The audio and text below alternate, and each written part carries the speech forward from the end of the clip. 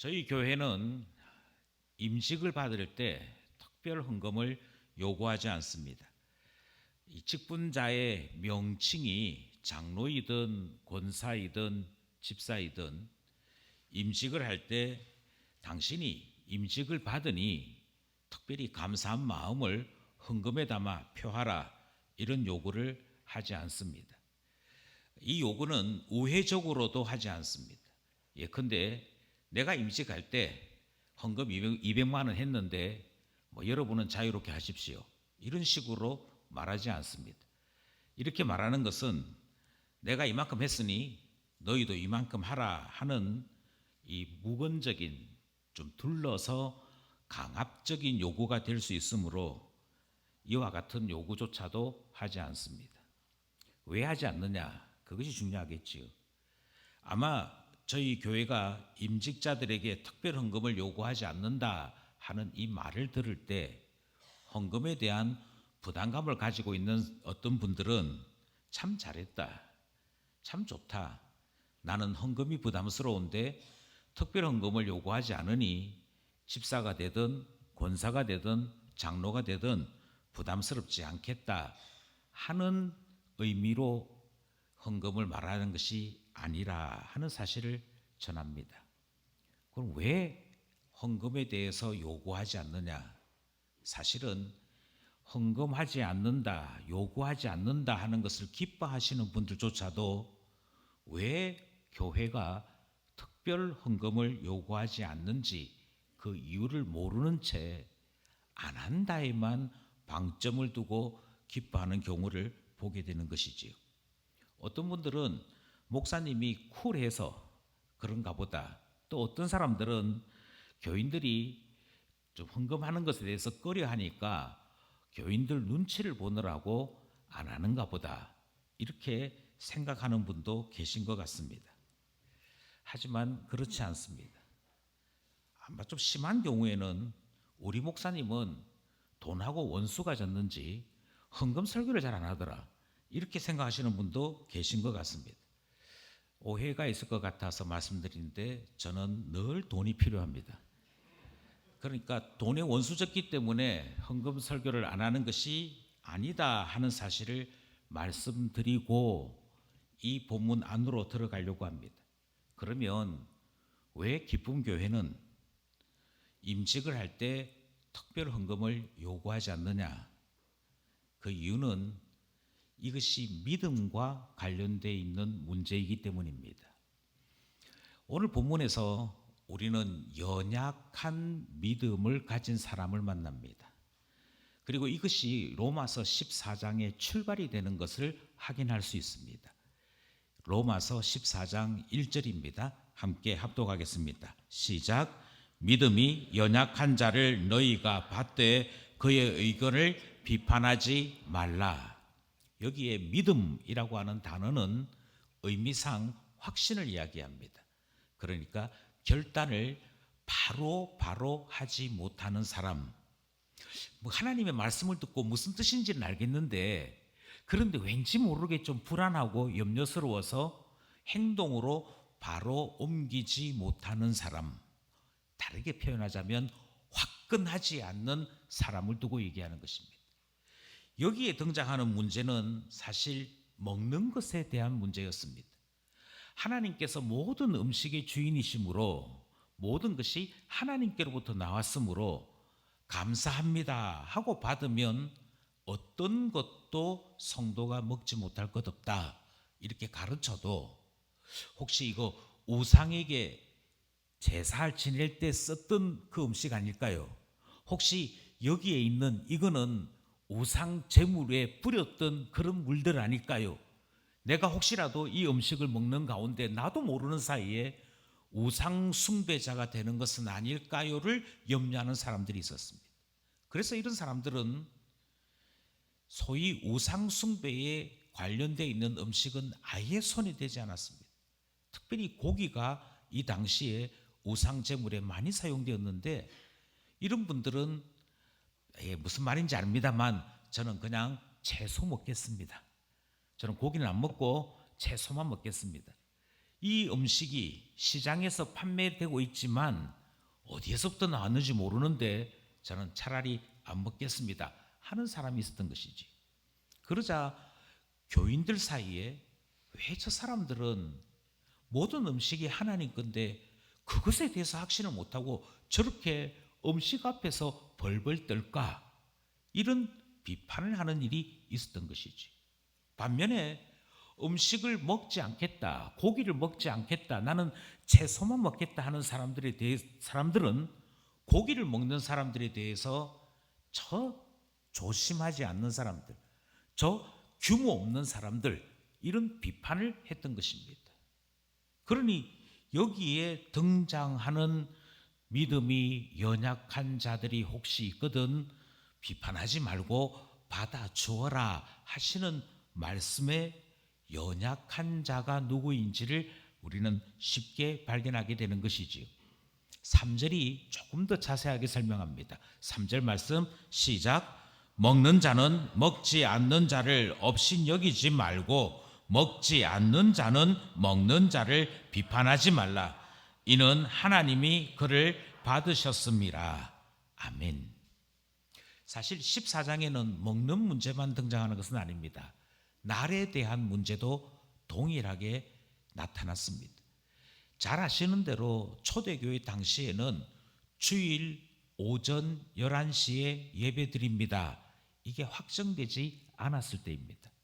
어떤 사람들은 안식일에 같이 예배드리기를 원했던 사람도 있습니다. 어떤 사람들은 신분이 노예인지라 낮에는 주인 때문에 예배드릴 수 없고 밤 8시가 지나야만 예배드리는 경우도 있었습니다. 그래서 토요일에 예배드려야 하는지 주일에 예배드려야 하는지 낮에 예배드려야 하는지 밤에 예배드려야 하는지 어떤 시간도 정하지 못하고 각각의 공동체 형편에 맞추어서 예배드리는 경우들이 허다했습니다. 그러자 어떤 사람들이 아니 무슨 말입니까? 예배는 반드시 주일날 오전 11시에 드려야 합니다. 이거 바꾸면 안 됩니다. 이러는 사람들이 있었습니다. 이런 사람들을 나를 중히 여기는 사람들이라고 불렀던 것입니다. 반면에 모든 것이 주의 날이다. 모든 것이 주의 날이고 주의 시간이므로 우리 공동체가 가장 많이 모일 수 있고 가장 예배를 잘 드릴 수 있는 그 시간에 예배 드리면 된다. 이렇게 주장하는 이들이 있었다 하는 것입니다. 문제는 각각의 생각이 다르고 각각의 입장이 다른데 그 다른 것으로 끝나는 것이 아니라 서로가 서로를 향해 비난하는 일들이 있었더라는 것이지요. 주님의 날에 예배 드려야 되는데 직장 때문에 자기가 섬기는 주인이 무서워서 예배에 참여하지 못하는 저 비급한 자들, 이렇게 비난이 오는 것이지요. 반면에 모든 날이 주의 날인데 왜 날에 매여 사느냐, 왜 시간에 매여 사느냐, 저렇게 좁디 좁은 신앙생활 하는 사람들, 이렇게 비난이 주고 받았더라 하는 것입니다. 그리고 로마서 14장이 이야기합니다. 여러분, 믿음이 연약한 자를 용납하십시오. 비판하지 말고 용납하십시오. 받아들이십시오. 이 이야기를 하는 것이지요. 사람들은 저쪽 편 사람이 믿음이 연약하다고 얘기합니다. 이쪽 편 사람들은 저쪽 편 사람들이 믿음이 연약하다, 그렇게 말합니다.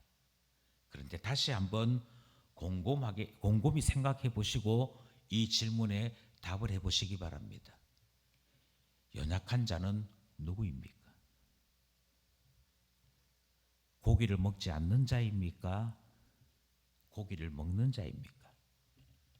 나를 지키는 자들입니까? 모든 시간이 하나님 것이라고 말하는 자입니까? 누가 진짜 믿음이 연약한 자일까요? 우리는 4절 말씀을 읽으면서 지금 로마서 14장에서 말하고자 하는 바가 무엇인지를 다시 한번 생각해 볼 필요가 있겠습니다. 4절입니다. 4절 말씀 시작. 남의 하인을 비판하는 너는 누구냐? 그가 서 있는 것이나 넘어지는 것이 자기 주인에게 있음에 그가 세움을 받으리니 이는 그를 세우시는 권능이 주께 있음이라. 아멘. 사도 바울은 뭐라고 얘기하느냐 하면, 어떤 사람들은 자기 주장을 강하게 이야기하면서 강하게 말하는 내가 믿음이 강한 자고, 주저하는 저 사람이 믿음이 연약한 자다, 그렇게 주장합니다. 그런데 다시 한번 이야기하죠. 정말 믿음이 연약한 자는 누굴까? 반대로 생각에 생각을 거듭하는 사람들은 막 행동하는 사람, 큰 소리 똥똥 치는 사람들을 향해 정말 생각 없고 믿음 없는 사람들이라고 비난한다는 것입니다. 그런데 바울은 그러면 저 사람은 믿음이 강한 사람일까? 정말 저 사람의 말대로 반대편 사람은 믿음이 약한 사람일까? 아니라고 얘기합니다. 사실은 모두가 믿음이 약한 자입니다. 믿음이란 확신의 문제가 아니기 때문입니다. 사도 바울이 말하는 구원 얻는 믿음이란 하나님이 누구신가를 아는 것이 믿음이기 때문이지, 하나님을 인정하는 것이 믿음이기 때문이지. 사람들과 사람들 사이의 이야기가 화려하고 많은 이론과 근거를 제시합니다만 여기에 하나님이 존재하지 않습니다. 그래서 사도 바울은 4절에서 이렇게 얘기합니다. 남의 하인에 대해서 비판하는 너는 누구냐? 이렇게 얘기하죠. 신자를 남의 하인이라고 표현했습니다. 이 말은 모든 신자에게는 주인이 계시다는 얘기지. 모든 성도들에게는 주인이신 하나님이 계시다는 이야기지. 이 사람이 지금 고민을 하든, 이 사람이 큰 소리 똥똥 치든, 이 사람의 주인은 하나님이시고, 하나님이 주인으로 계시는 이상 그를 때리든 그를 달래든 그를 어르든 주인이신 하나님이 다 알아서 하실 것입니다. 그런데 주인이신 하나님께서 그 인생을 어떻게 운영하시는지, 주인이신 하나님께서 그를 어떻게 간섭하시는지에 대해서는 한마디 말도 하지 아니하고 내 눈에 보이는 대로, 내 생각대로 저 사람은 함부로 말하는 사람, 저 사람은 연약한 사람, 저 사람은 갈팡질팡하는 사람이라고 이야기하는 것은 하나님을 부인하는 자와 같다는 것입니다. 그가 서 있든지 넘어지든지 주인이 알아서 할 것입니다. 하나님이 알아서 할 것입니다. 그런데 마치 하나님이 죽으신 것처럼, 하나님이 계시지 않는 것처럼 사람인 내가 다른 신자들에 대해서 저 사람 믿음 연약해, 저 사람 믿음 틀렸어, 저 사람 잘못 살았어 라고 이야기하는 것은 하나님의 권능을 부인하는 일이고 하나님의 살아계심을 부인하는 일이 되더라 하는 것이지요. 그러니 다시 한번 질문합니다. 여러분, 정말 연약한 자는 누구입니까? 행동이나 말이 부드러운 사람입니까? 무엇이든지 바로바로 결정하지 못하고 이렇게도 생각했다가 저렇게도 생각했다가 갈팡질팡하는 사람들입니까? 아닙니다. 진짜 믿음이 연약한 사람은 인간적인 생각에 빠져 있는 사람들입니다. 하나님은 생각하지 못하고 내 눈에 보이는 대로, 내가 경험한 대로 거기에 몰입되어서 살아가는 사람, 다르게 말씀드리면 하나님만 쏙 빼고 살아가는 사람이 바로 바울이 이야기하는 진짜 믿음이 연약한 자라 말씀하는 것이지. 그러면 믿음이 강한 사람은 어떤 사람인데요? 믿음이 강한 사람은 정확하게 반대가 됩니다. 오늘 본문에서 말씀하고 있는 것처럼 신앙인이란, 믿음이 제대로 되어 있는 참 신앙인이란 살든지 죽든지 무엇을, 어떤 일을 경험하든지 하나님과 연결해서 존재하는 자, 하나님과 함께함으로 가치를 느끼는 자가, 그 사람이 참 신앙인이고 강한 믿음의 사람인 것이지요. 7절과 8절입니다. 먼저 7절을 함께 합독하겠습니다. 시작. 우리 중에 누구든지 자기를 위하여 사는 자가 없고 자기를 위하여 죽는 자도 없도다. 예, 살아도 주님 때문입니다. 죽어도 주님 때문입니다. 이것이 하나님을 인정하는 사람들의 생각이요 판단입니다. 하나님 때문에 살아가는 자들의 가치관이고 신앙의 본질입니다. 7절이 그렇게 얘기하죠. 8절 다시 함께 합독하겠습니다. 시작. 우리가 살아도 주를 위하여 살고 죽어도 주를 위하여 죽나니 그러므로 사나 죽으나 우리가 주의 것이로다. 심지어 사도 바울은 이 뒤에 이렇게도 이야기합니다. 어떤 사람이 먹지 않겠다, 그게 중요한 게 아니고 왜 먹지 않으려고요? 주님을 위해서요. 당신은 주님 때문에 먹지 않는군요. 그러면 당신은 믿음이 강한 사람입니다. 저는 먹겠습니다. 왜 먹습니까? 저는 모든 것이 주님 것이라고 믿고 고백하기 때문에. 그래서 하나님께서 나에게 이것을 주심으로 나를 강하게 하사 쓰시려고 하는 줄 믿기에 제가 주님 때문에 먹으려고 합니다. 그러면 사도 바울이 당신도 주님을 인정하시는군요. 그러니 믿음이 강한 사람입니다. 그렇게 얘기하죠. 그러니 먹느냐 아니 먹느냐의 문제가 아니라고 얘기합니다. 먹어도 주님 때문에, 먹지 않아도 주님 때문에, 그것이 참 신자의 모습이고 참 신앙의 모습이더라. 그걸 가르치고 있는 것이지. 그러니 믿음이 연약한 자, 그 사람은 누구냐면 하나님 빼놓고, 하나님은 빠져놓고 사람 생각, 사람 판단에 몰입되어 있으면 그 사람이 자기 자신을 내어서 불사르는 일을 할지라도 믿음과는 전혀 상관없는 일이 되는 것입니다. 반면에 주님 때문에 제가 이걸 결정했습니다. 주님 때문에 제가 이렇게 해보려고 합니다. 그 사람은 하나님을 아는 사람이고 하나님을 인정하는 사람이므로 당연히 믿음의 사람이요 강한 참된 믿음을 보이는 것이지요. 오늘 우리 본문은 바로 이 사실을 주목하고 있습니다. 우리가 참 신앙을 알고 있느냐? 참 신앙을 제대로 이해하고 우리의 신앙생활이 더하면 더할수록 신앙의 본래의 걸음을 걸어가고 있느냐를 질문하는 것입니다. 여기서 우리는 예수 그리스도를 볼 수 있어야 합니다. 예수님께서 죽으시고 부활하셨습니다. 저는 이 상황에서 이런 질문을 하나 드리고 싶습니다. 예수님이 오셨습니다. 오셔서 우리와 같이 계셨습니다. 우리와 같이 계시는 동안에 하늘에 계신 우리 하나님이시요 성부 하나님과 본질상 동등하신 분임에도 그분은 우리와 함께 하시는 동안에 수치를 당하셨고 모욕을 당하셨습니다. 뿐만 아니라 죽으시기까지 하셨습니다. 그리고 우리를 위하여 부활까지 하신 분이시지요.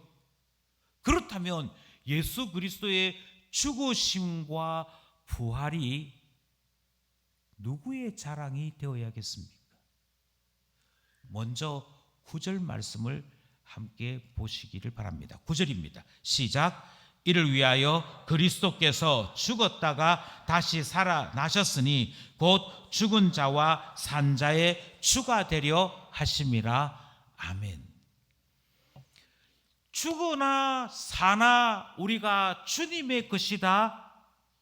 이 비밀에 대해서, 이것이 신앙인데 이 신앙에 대해서 제대로 알려면 예수님 보라고 얘기하고 있습니다. 예수 그리스도께서 죽었다가 다시 살아나신 것이 그 속에 맞구나, 우리도 사나 죽으나 주의 것으로 살아야 되는구나 하는 이 사실을 보게 한다는 겁니다. 아니요, 제가 다시 질문합니다. 예수님께서 죽으셨다가 부활하셨는데요, 다시 살아나셨는데요, 도대체 이게 왜 우리로 하여금 신앙을 가르치는 일이 될까요? 이 질문을 저는 이렇게 바꾸어서 말씀드립니다. 예수님이 죽으셨습니다. 부활하셨습니다. 그러면 영광은 누가 받아야 합니까? 칭찬은 누가 받아야 합니까? 아마 많은 사람들이 삼위일체 하나님을 배우고 있으면서도 성부, 성자, 성령 하나님은 한 분이시다. 여기서 말하는 한 분은 숫자상 한 분이 아니라 동등하시며 본질상 같으시다라고 하는 사실을 아무리 배워도 우리는 자꾸만 예수님이 죽으시고 예수님이 부활하셨다라고 하는 이 이야기를 들으면서 예수님 최고, 예수님이 최고 좋아 하는 이런 일들에 빠지기 시작하는 것이죠. 그런데 사도 바울은 로마서 14장에서 자 여러분이 사나 죽으나 주님의 것입니다. 사나 죽으나 주님의 것이라는 사실을 예수님을 보시고 다시 한번 깨달으시면서 확정하십시오. 예수님을 딱 보면, 예수님이 죽으시고 다시 살아나신 것을 딱 보면 거기에 이게 신앙이구나, 이게 참된 것이구나 하는 것을 배울 수 있습니다, 이 말하거든요. 그러니 제대로 보셔야 됩니다. 놓치면 안 됩니다. 예수 그리스도의 죽으심과 부활이 왜 우리로 하여금 사나 죽으나 우리가 주님의 것이구나 하는 것을 깨닫게 하는지 우리는 빌립보서 2장에 있는 말씀을 통해 다시 한번 확인하려고 합니다. 먼저 5절 6절 말씀입니다. 5절 6절 말씀 함께 합독합시다. 시작. 너희 안에 이 마음을 품으라. 곧 그리스도 예수의 마음이니 그는 근본 하나님의 본체시나 하나님과 동등됨을 취할 것으로 여기지 아니하시고, 여기까지 딱 보시면 영광은 누가 받으셔야 되느냐? 그 영광 보좌를 버리시고 이 땅에 오신 예수님이 받으셔야 되는 것처럼 보입니다. 왜냐하면 예수님의 행동과 예수님의 헌신과 예수님의 결단이 기록되어 있으니까요. 그런데 조금 더 보십시다. 7절 8절입니다. 시작. 오히려 자기를 비워 종의 형체를 가지사 사람들과 같이 되셨고 사람의 모양으로 나타나사 자기를 낮추시고 죽기까지 복종하셨으니 곧 십자가에 죽으심이라. 7절 8절에서 뭐라고 얘기하느냐면 예수님께서 이 땅에서 당하신 고난이 무엇이었는지, 예수님이 우리를 위하여 치루신 대속의 은혜가 무엇인지를 설명합니다. 설명하면서 뭐라고 얘기하냐면 여기까지 죽기까지 이 일을 하셨으니 이것이 곧 예수 그리스도의 희생이라, 이렇게 말하지 않습니다. 죽기까지 하셨는데 이것이 곧 예수 그리스도의 놀라운 사랑이라, 이렇게 말하지 않습니다. 분명히 죽으신 분은 예수 그리스도십니다. 죽기까지 이 일을 실천하신 분은 예수님이십니다. 그런데 성경이 뭐라고 얘기하냐면 죽기까지 하셨습니다. 그런데 이게 뭐냐면 하나님께서 말씀하신 것을 복종하신 것입니다. 예수 그리스도가 이 땅에 오신 것도 하나님 때문이고 예수 그리스도가 죽으신 것도 하나님 때문입니다. 성부 하나님께서 말씀하신 것에 성자 예수님이 복종하신 것입니다. 그게 십자가입니다. 이렇게 설명하는 것이죠. 그러면 다시 질문합니다. 예수님의 죽으심과 예수님의 부활하심은 누구의 영광입니까? 누가 칭찬받으실 일입니까? 한 가지 더 보겠습니다. 9절 10절입니다.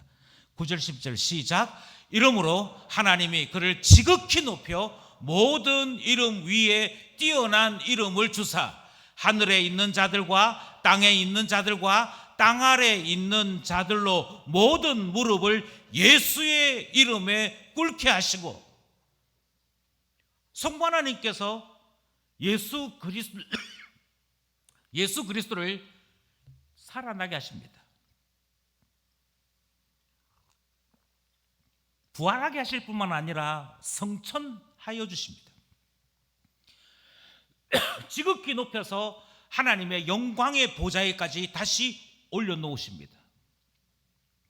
그리고는 하나님의 권능인 하나님 보좌 우편에 계신 예수 그리스도에게 모든 자들, 심지어 하늘에 있는 자들이나 땅에 있는 자들, 다르게 말씀드려서 천사이든 사람이든 영적인 존재이든 육에 속한 존재이든 그 어떤 존재, 어떤 것도 가리지 아니하고 그 모든 자들이 예수의 이름 앞에 무릎 꿇도록 우리 성부 하나님이 행하신 것입니다.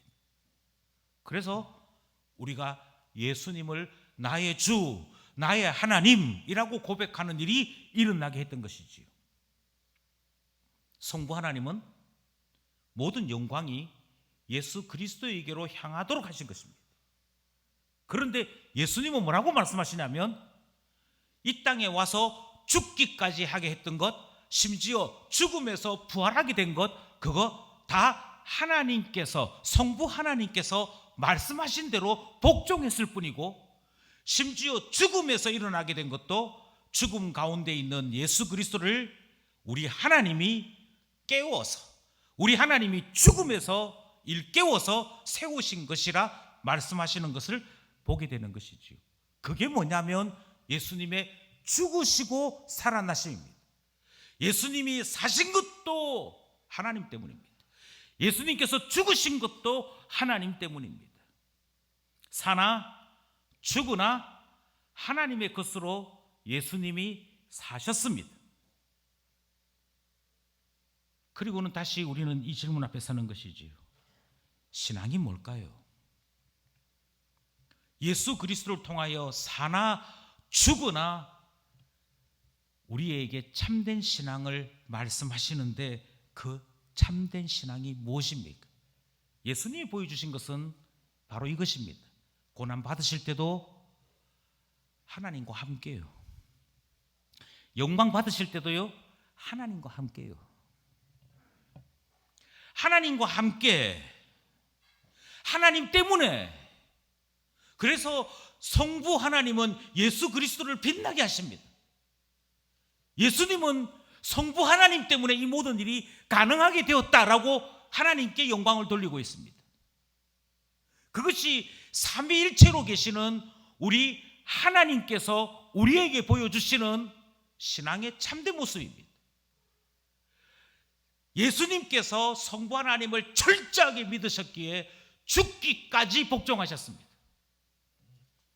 그러자 성부 하나님은 죽음 가운데 있는 예수 그리스도를 일으켜 세워 하나님의 영광의 보좌에 앉히시는 일을 행하고 모든 무릎, 모든 이름이 예수 그리스도의 이름 앞에 무릎 꿇도록 하시는 그 놀라운 일을 베푸신 것입니다. 이게 사나 죽으나 주님의 것으로 사는 것, 참된 신앙이라 보여주고 말씀하시는 것이지요. 다시 임직으로 돌아오겠습니다. 왜 임직을 할 때 특별 헌금 하지 말아라고 얘기하느냐면요, 자꾸만 임직 받은 자기 자신이 자랑스러워질까 봐요. 임직을 받은 것은 감사할 일이고, 그러면 임직 받지 못한 것은 슬퍼할 일입니까? 우리는 자꾸만 이 일에 빠져 있습니다. 자꾸만 이 일에 빠져 있다는 것은 잘 돼도 못 돼도 다 자기와 관련시키는 희한한 일을 하고 있는 것이지. 내가 임직을 받았어. 내가 피택을 받았고 시험을 통과했고 그리고 드디어 영광스럽게 임직을 받잖아. 그러니 나를 위한 행사야, 나를 위한 잔치야. 여기에 목사님들을 부를 것이고 권면하는 사람, 축사하는 사람, 축가를 부르는 사람 다 부르게 되는데, 여기에 이 행사에 소용되는 비용이 한 400만 원 들어, 500만 원 들어. 그런데 내가 임직을 받는 내 행사니까 당연히 모른 척하면 안 되고 특별헌금 해야지. 이게 무슨 이야기입니까? 그가 무슨 직분의 임직을 받든지 이렇게 생각하면 사나 죽으나 그리스도의 것으로 사는 것과 아무 상관이 없는 것입니다. 말만 예수님을 위해서이지, 말만 은혜이지, 말만 하나님 영광을 위한 것이지, 실제적으로는 내가 주인공 되는 것이라고 생각하는 것이지. 반면에 떨어진 사람들은 세상에 내가 피택을 받지 못했어, 피택을 받은 저 사람이 나보다도 예수 믿은 지 한참 뒤인데, 나이도 나보다 어린데 내가 떨어졌어. 이것은 나에 대한 사람들의 비난이야. 내가 쪽팔리게 된 거야. 뭐 이런 생각들을 하면서 교회를 떠나겠습니다, 내가 도무지 우사를 당해서 견딜 수가 없습니다. 자존심이 상합니다. 이런 식의 이야기들이 오르내리게 되는 것이죠. 우리는 선거가 있을 때 선거에서 떨어져서 교회를 떠난다는 사람을 두고는 비난합니다. 아니, 세상에 무슨 선거에 떨어졌다고 교회를 옮기냐. 그래서 선거에 떨어진 것으로 자기 자신의 명예와 결부시키거나 자기 인격과 결부시키는 것을 불신앙이라고 생각하거나 믿음이 연약한 자들의 모습이라고 생각할 줄은 압니다. 하나님의 뜻이 무엇일까에 대해서는 관심이 없고, 사람들이 나를 어떻게 보느냐, 나 자신이 이 일에 대해서 기뻐하느냐 아니냐, 이것만 관심을 가지고 있기 때문에 이런 생각들을 우리는 연약한 신앙, 어린 신앙이라고 말할 줄 안다는 것입니다. 그런데 반면에 내가 잘나서 임직을 받는 거야 라는 사람들이 소위 임직식을 내 잔치쯤으로 생각하고 내 영광쯤으로 생각하고, 그래서 교회도 당신을 위한 잔치니 당연히 특별헌금 해야지, 당신 때문에 이렇게 많은 돈이 지출되는데 라는 식의 이해가 된다면 도대체 뭐가 다른 겁니까? 도대체 무엇이 차이가 난단 말입니까? 아니요.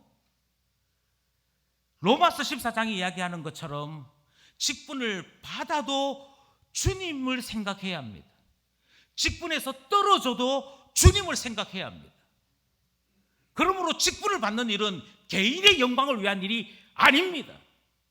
하나님께서 그 공동체에게 이 직분자를 세우시는 뜻이 무엇인지, 하나님께서 이 일을 통해 하나님이 어떤 영광과 어떤 뜻을 보이고 계시는지 오로지 우리의 관심은 거기에 있어야 합니다.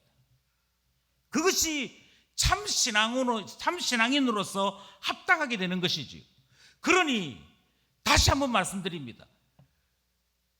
사람이 주인공 되고 사람이 나서기 시작하며 하나님은 모든 것에서 빠지기 시작하는 그 일들은 신앙과 상관없는 일 아니겠습니까? 여기서 우리는 다시 한번 질문할 것이 있습니다. 사도 바울이 질문했던 질문이고 오늘 본문이 우리에게 거듭거듭 질문하는 것입니다. 도대체 나의 주인은 누구입니까? 도대체 내 인생의 주인은 누구입니까? 살면서 어려운 일이 몇 가지 있습니다. 그것은 내가 가지고 있는 생각을 다른 사람 머리에 옮겨 놓는 일은 참 어렵습니다. 내가 가지고 있는 가치관, 내가 가지고 있는 판단력을 다른 사람들에게 전하는 일은 참 어렵습니다. 특별히 자수성가했다라고 이야기하는 부자들에게 당신이 성공한 것에는 당신의 노력도 있었겠지만, 당신이 가지고 있는 헌신도 있었겠지만, 그러나 당신을 당신답게 하는 동안에 사회 전체가 수고했습니다. 그러므로 당신이 가지고 있는 부유로움을 다른 사람을 위해 나누어 쓸 수 있어야 합니다. 그 사회 환원을 할 수 있어야 됩니다. 이것 가르치는 것 대단히 어렵습니다. 이야기하면 내가 번 돈인데, 그래서 부자들은 11조 안 합니다. 부자들일수록 11조 안 합니다. 아니, 당신이 똑같이 10분의 1 헌금하는 겁니다. 그게 11조입니다. 가난한 사람도 똑같이 10분의 1 헌금합니다. 그게 11조입니다. 부자든 가난한 사람이든 자기 소유의 10분의 1 내는 거, 그게 11조라고 하는 것이고, 우리는 그걸 통해서 균등한 헌금을 통해 교회를 운영하고 또 많은 선한 사역들을 하게 됩니다. 이렇게 얘기해도 부자들은 내가 번 돈인데, 내 돈인데 그 내 돈을 왜 헌금을 해? 내가 이번에 내는 11조를 가만히 계산해 보니까 한 100만 원 되던데, 1000만 원 되던데, 교회를 위해서 1000만 원을 헌금해? 내가 미치지 않고서야 이게 돼? 라는 식의 생각을 가지는 것이지. 부자들에게 공동체를 생각하라든지 주변에 있는 다른 사람들을 생각하라든지 이거 가르치는 것 대단히 어렵습니다. 그것만큼이나 어려운 것이 또 하나 더 있습니다. 신자들에게, 아니, 당신이 임직 투표에서 떨어져도 거기 하나님 뜻이 있습니다. 당신의 주인이 하나님이시니 하나님께서 떨어뜨릴 때 이유가 있지 않겠습니까? 당신이 이번 임직투표에 되셨는데, 그래서 피택이 되셨는데, 그럼에도 당신이 자랑할 것은 아무것도 없습니다. 당신을 불러서 쓰시는 분이 쓰시겠다 하니 된 것이지 당신이 잘나서 된 게 아닙니다. 이거 가르치는 것이 얼마나 어려운지 모릅니다. 그래서 장로 정원 신청합니다. 이번에 목사 청빙을 하려고 하는데 목사 청빙을 위해서 여러 사람들에게 이제 이력서를 받고 설교를 시켜보려고 합니다. 이 말을 하면 반드시 나오는 얘기가, 그래, 된 사람들은 좋아하겠는데 떨어진 사람들은 시험 받아서 나갈 건데 괜찮겠습니까? 이 말을 꼭 하는 것이지. 임직 선거 있을 때마다 어느 교회 예외 없이 흔들흔들하는 일이 일어나는 것이지. 왜요? 자꾸 내 자존심, 내 명예와 연결시킵니다. 이 말을 제가 다르게 말씀드리겠습니다. 이 생각은 나의 주인이 누구라는 얘기입니다. 아니, 목사님, 내가 번 돈이라니까요. 예, 그렇다면 당신에게 은사를 주신 분이 누구란 얘기입니까? 당신의 인생에 좋은 스승을 붙여주신 분이 누구란 얘기입니까? 당신에게 있는 그 마음의 두려움을 제거하고 한번 당당하게 한번 도전해보자, 그 용기를 준 분이 누구라고 생각하십니까? 내 인생의 주인이 하나님이시라고 하는 생각 안 하고 있는 것이지요. 내가 내 주인일 뿐입니다. 내가 내 주인이어서 자꾸만 말끝마다 내가 번 돈, 내가 번 돈 하는 것이지요. 그러면 내가 주인입니다. 아니, 똑같다니까요. 부자들이 그렇게 생각해서 불신자로 사는 거거나, 그래서 부자가 천국에 들어가는 것이 낙타가 바늘귀 들어가는 것만큼 어려운 그것이나, 중요한 순간만 딱 되면 내가 내 자존심, 사람들에 대한 내 비판, 내 평가, 사람들이 나에 대해서 어떻게 여길까에 대한 시선들, 그것이 모든 것의 기준이 되어서 내가 우사당했다, 내가 자존심을 상했다, 내가 이 일에 부끄러워서 내가 수치를 당해서 나 도무지 이 교회 못 다니겠어 라고 말하는 그것이나 도대체 뭐가 다른 얘기입니까?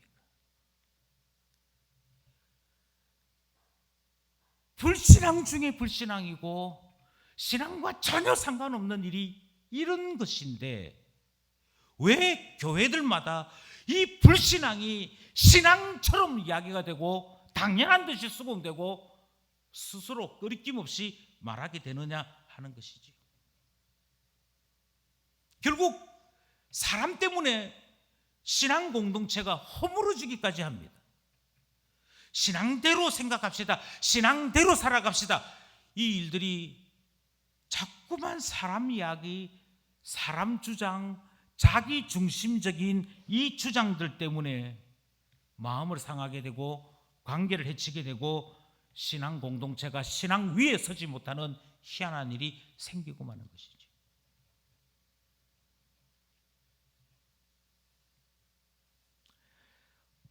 결혼을 앞둔 남녀가 교회에 등록을 했습니다. 그런데 이 남녀에게는 문제가 하나 있었습니다. 그것은 혼 전에 관계를 함으로 혼인에 대한 위반이 발견되었던 것이죠. 당회가 모였습니다. 어떻게 할 것인가? 교회가 정한 법과 우리가 아는 신앙 양심을 따라 이 사람을 치리하기로 했습니다. 그리고 교회 앞에 두 사람을 세웠습니다. 혼전에 관계를 한 일이 있느냐 확인을 했고 인정을 했고, 그래서 교회 앞에 교회 가운데에 치리를 했습니다. 그런데 그 치리를 하는 동안에 당회를 할 때도 그랬고 끝나고 난 다음에도 그렇고 계속해서 저한테 들리는 염려 아닌 염려의 목소리가 뭐냐면, 아이고 목사님, 그러다가 저 사람들 교회 떠나면 어쩌려고 그럽니까? 아이고 저러다가 저 사람들 시험에 들면 어쩌려고 그럽니까? 하나님께서 교회에 정하신 법과 당회에 맡기신 치리의 기능이 무엇인가에 대해서는 전혀 생각지 않습니다. 어느샌가 나의 주인은 나다라고 하는 것이 당연하게 된 오늘 이 시대에는 그 사람이 어떻게 느꼈을까? 그 사람이 어떻게 판단할까? 그 사람에게 무슨 일이 일어날까? 저 사람이 어떻게 행동할까? 그것만이 중요한 관심사가 되고 말았던 것이죠. 그래서 하나님께서 원하시는 것은, 질서의 하나님은 질서를 따라 살기를 원하신다. 이해 못합니다. 내가 기분 나쁘면 아무리 교회법이 그럴지라도 받아들이지 않는 희한한 세상이 되고 만 것이죠. 그러다 보니 신앙대로 나의 잘못을 고백하고 제가 교회로부터 달게 치리를 받겠습니다 라고 말하는 사람이 우스워지는 시대가 되었습니다. 아유 바보야, 말 안 했으면 아무도 몰랐을 텐데 왜 굳이 말해서 벌을 받니? 도대체 그렇다면 교회 법이 어떠하든지 성경이 무엇을 가르치든지 상관없이 내 판단대로 내가 좋아하는 대로 그것을 옳다고 여기며 사는 이 공동체는 뭐라고 불러야 합니까? 신앙 공동체 맞습니까? 교회라고 부르는 건 맞습니까? 아니요. 그건 신앙 아니라니까요. 그건 합당한 것이 아니라니까요.